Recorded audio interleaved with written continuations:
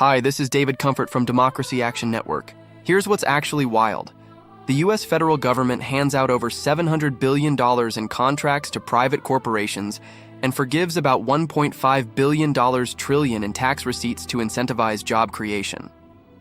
But instead of creating jobs, many corporations are using this taxpayer money to enrich themselves through stock buybacks.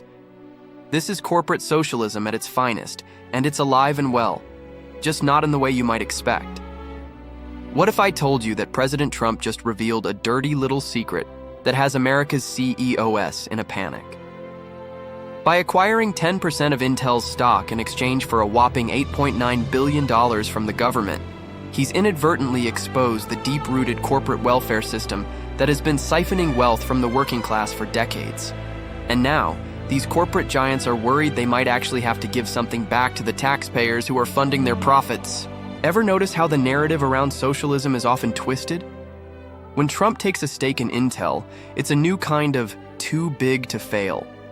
He can't let that corporation fail without risking his own investment. This is the swamp we need to drain, one that rewards corporate greed while leaving everyday workers in the dust. The implications are staggering. If the Democrats had any courage, they could seize this moment to propose legislation that protects jobs. Imagine if any corporation receiving taxpayer funding could not enforce compulsory layoffs.